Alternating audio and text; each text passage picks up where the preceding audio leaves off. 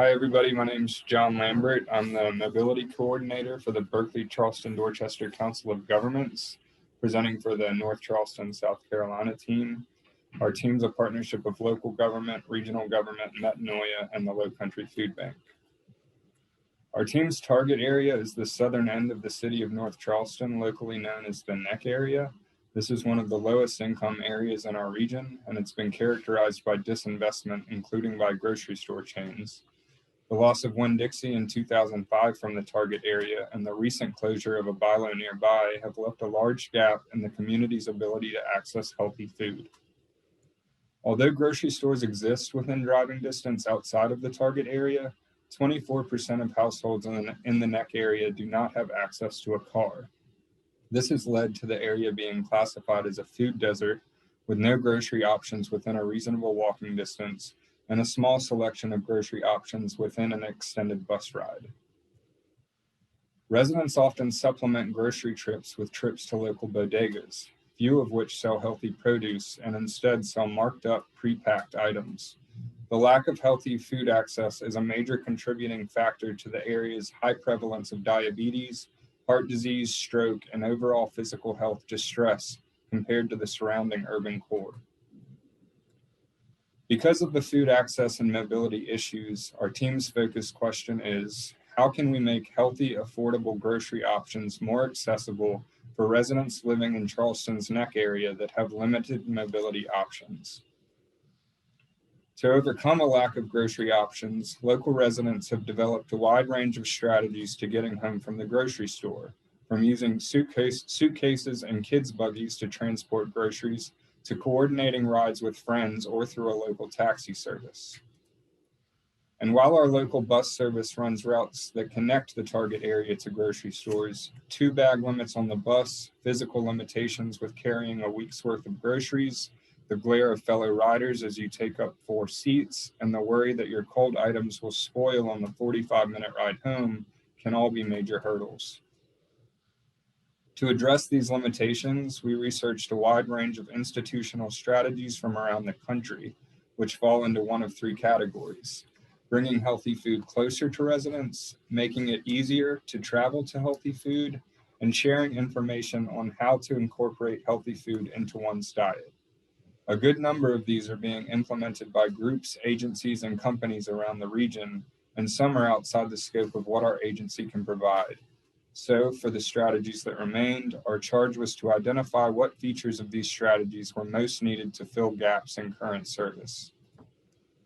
Through preliminary interviews, secondary research, and internal discussions, we identified a list of desired criteria that we used as a guide for ensuring that our proposed concept was meeting the needs identified in the target area. Keeping all of these desired features in mind, we narrowed down to a concept that includes 3 components. The grocery ordering process, which we call the virtual aisle, allows shoppers to go to receive assistance ordering at a designated location, to use their computer to order groceries online, or to use a smartphone to order online.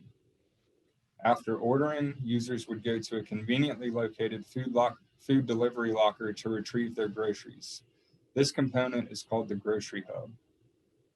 And the third component, which we call chili bin, provides cold storage for groceries on the bus ride home. Transit stop advertising would allow users to select and order groceries conveniently using their smartphone while waiting on the bus. To meet our low-tech design criteria, the help desk would enable users to order at a public location equipped with internet access. Ordering could be done either independently at a kiosk or, if they need help, with the assistance of an on-site attendant. The grocery hub stores frozen, refrigerated, and non-refrigerated groceries, and shoppers would use a passcode to unlock their compartment and retrieve their order. For shoppers heading home by bus, the chili bin provides dedicated storage space within the bus to ensure that grocery bags don't take up passenger space and prevent spoilage on lengthy rides. Of the roughly 6,000 households in the target community, over 1,500 do not have access to a car.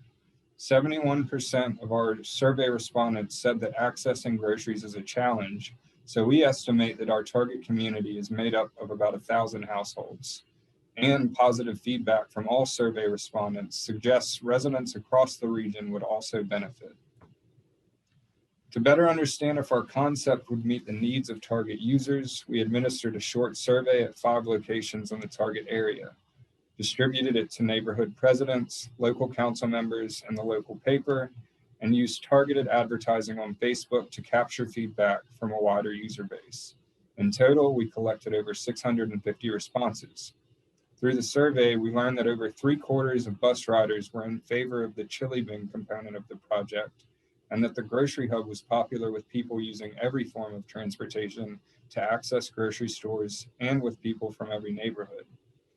Survey respondents highlighted the convenience and accessibility of the proposed concepts, noting how the 2 project components could be combined to help reduce first and last mile access to more distant grocery stores.